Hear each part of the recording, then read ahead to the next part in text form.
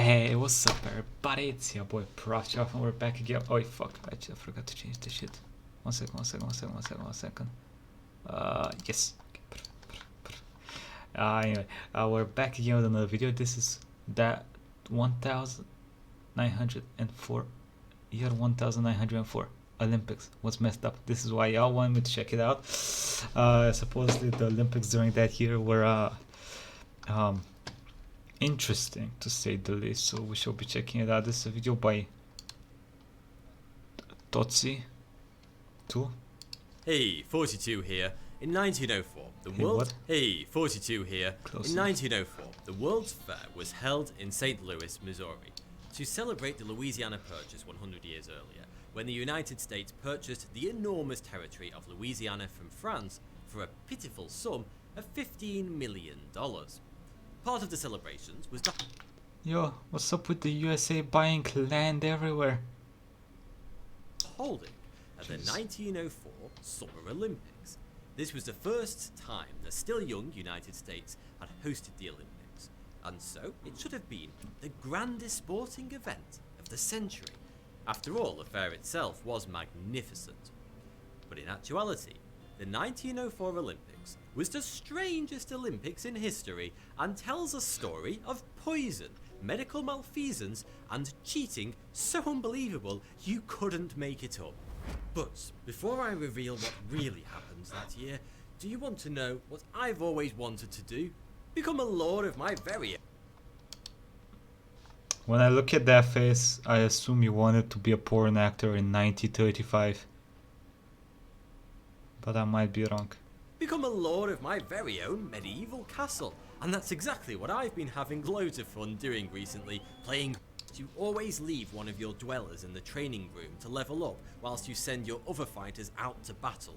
What I love most about Hustle Castle, a unique cartoon style which I just think looks absolutely brilliant. Oh, and the music is just... From the start, it wasn't looking good. Because of recent Russo-Japanese war tensions and difficulty getting to St. Louis, which involved a 1,000-mile train journey, the vast majority of the foreign contestants who were invited to compete failed to show up. One of the headline events was the marathon, but it turned out to be one of the most scandalous events in the history of sports. Let's set the ugly scene by taking a quick look at some of the marathon contestants. Okay. There were only 32 runners in total from 4 nations. Most were former Boston Marathon winners or hopefuls. But there were also some truly bizarre characters that turned up that year in St. Louis, such as Fred Laws, a bricklayer from New York who did all of his training in the dead of night because of his profession. He won a paid trip to compete in the Olympic Marathon as a prize for placing first in a local amateur 5-mile race. Then there were 10 Greek contestants who had never run a marathon in their lives, plus 2 members of the South African Tswana tribe who showed up in bare feet. And my personal Hey, they're probably good at contestant running though. was an absolute nut job from Cuba, Felix Cabajal, also known as Andarin Cabajal. Why does he Felix have was two a names? mailman who dreamed of competing at the Olympic Marathon. So during his postal rounds, he would raise money for his trip to America, asking people to sponsor him. Remarkably, he was successful, and sure enough, in 1904, his bags were packed and he was on his way to St. Louis. But what did he do with all that sponsorship money? Well, he made it as far as New Orleans and spent it all on drinking and gambling. Yes, every penny. I'm not surprised. He was forced to make the rest of his journey by hitchhiking and trekking across the wilderness. At least it was good practice for him.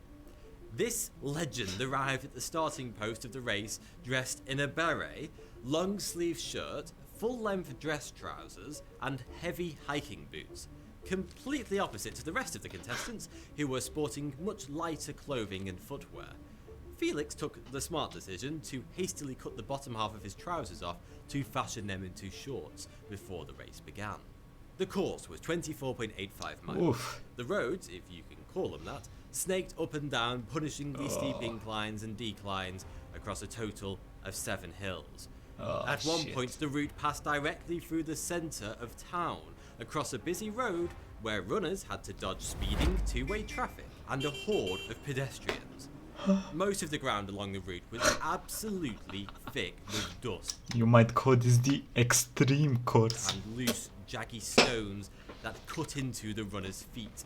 This dust would soon be the undoing of one particular contestant. To add insult to injury, it was a brutally hot August day, and temperatures soared up to 33 degrees Celsius. At 3:03 PM, the starting pistol fired and they were off. Immediately, the runners kicked up dry dirt and dust into the air, choking the lungs of everyone, even the spectators. To make matters even worse, these were the very early days of automobiles, and the event organisers had thought it a wise idea to ask the support vehicles to drive a few metres in front of the runners throughout the race. Oh The no. car wheels, of course, kicked up a tremendous cloud of dust that the runners had no choice but to run directly into and breathe in. This asphyxiating cloud caused major issues. All the runners were struggling and had all slowed down way below their usual pace. Yeah. The event organisers had wonder. only placed one water stop along the course, a water tower at the 6-mile mark, so they had very little opportunity to ease their suffering. As you will soon learn, there was a saddening and insidious reason the organisers only provided one water stop. Not long into the race, the combination of dehydration and dust clouds almost caused the first ever modern Olympic marathon death. After 19 miles, William Garcia of California collapsed at the side of the road and began coughing up copious quantities of blood. He would have died Oi. right there and then, if not for a passing bystander who picked him up and took him to the hospital, where it was discovered that the fine road dust had flooded into his lungs and coated his esophagus in a thick layer. Oh. It had also destroyed his stomach lining and was eating away at his insides like Oh, sandpaper. bro. He The had pain of that near was fatal probably insane. internal hemorrhage. The dust caused another contender, John Lorden, to start vomiting, and so he gave up and went home. How were the South African runners getting on? You may be wondering. Not a lot better.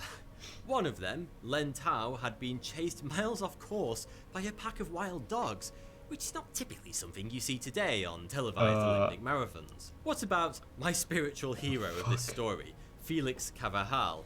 How was he faring? Well, I'm pleased to say pretty well. Fred Laws, the bricklayer, was in the lead, but Felix was not far behind him in his cumbersome dress clothes.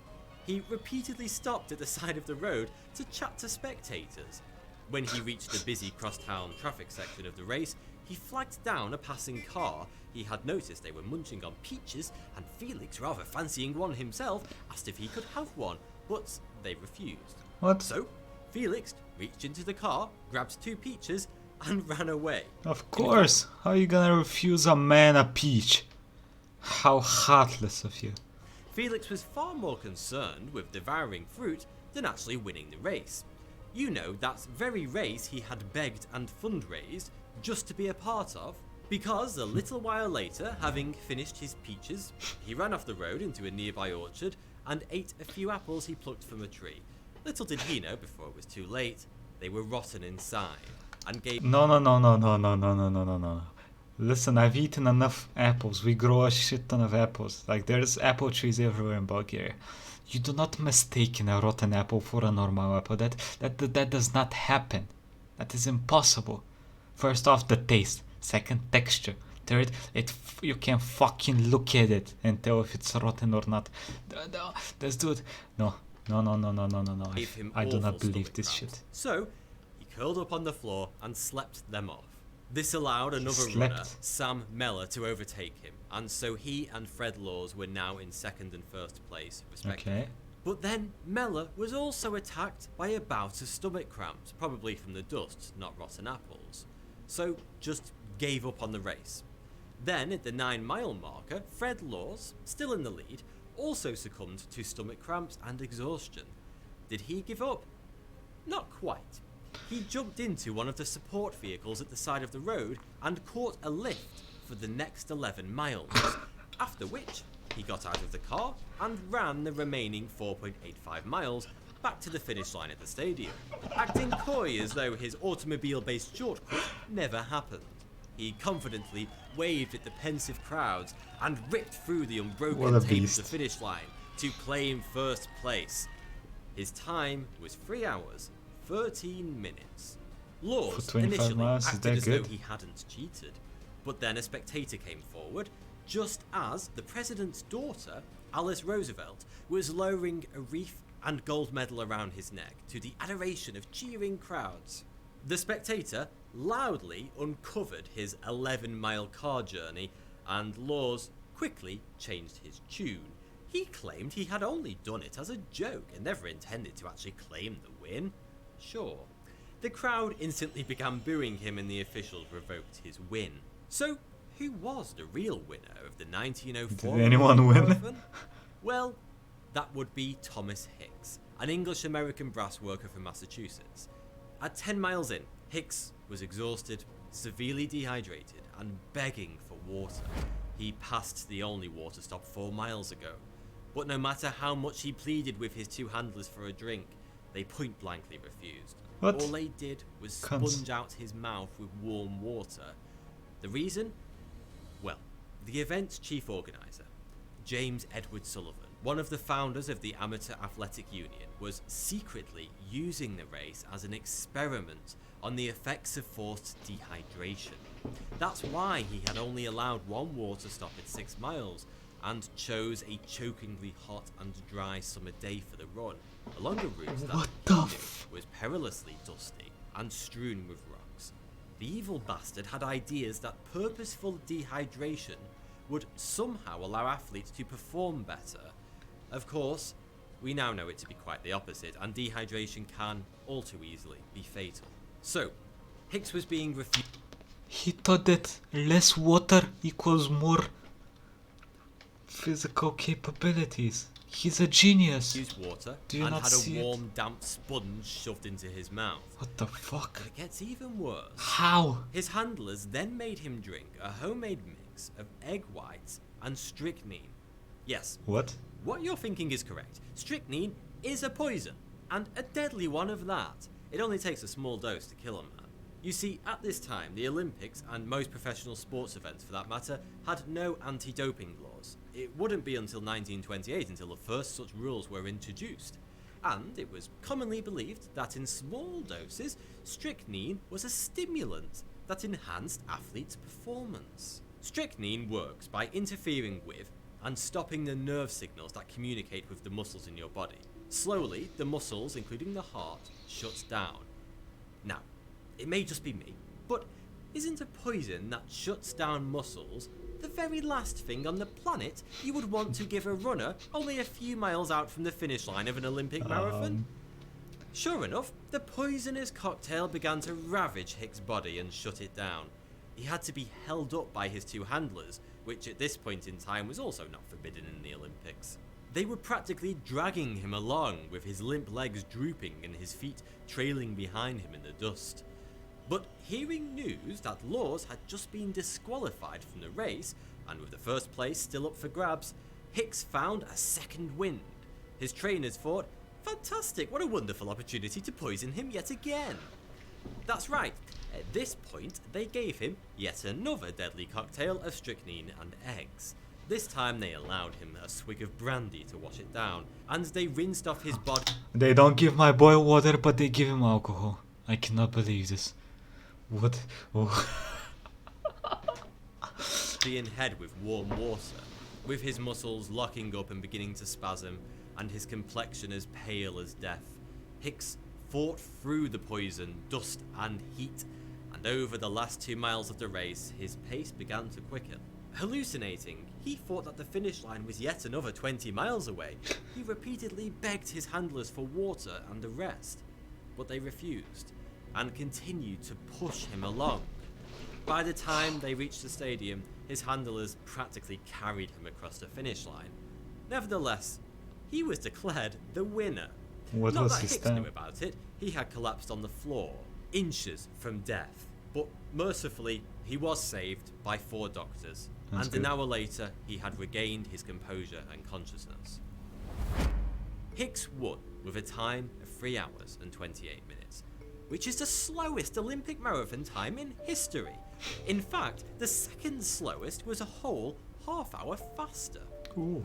demonstrating how utterly bizarre and punishing to all of the contestants. Yeah, well, this I'm gonna be honest with you. I probably wouldn't run much faster if they fucking poisoned me 2 times, gave me fucking shots of alcohol while I was dehydrated, and I was running with a fan of dust in front of me.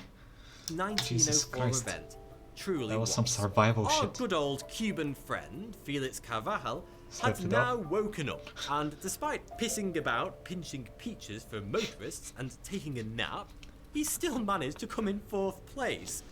Though his finishing time is unknown, it's thought What, that 25 if he hours? hadn't have taken a nap, he probably would have won. So, the winner of the United States' first Olympic marathon was a man who was poisoned twice along the route, and he was only slightly ahead of a man who cracked jokes with bystanders and took a nap under a tree. What an absolute shambles the 1904 Olympic marathon turned out to be. But my god, I don't think there will ever be another one quite like it. I don't ever think again. so too, buddy. Thanks for watching, and thanks again to Hustle Castle Oh, for different shirt. sponsoring this video. Don't forget to download the game using the special link in the description. Okay, well, I mean, what do you guys think about the 1904 Olympics? Let me know in the comments, and I'll see you next time, everybody.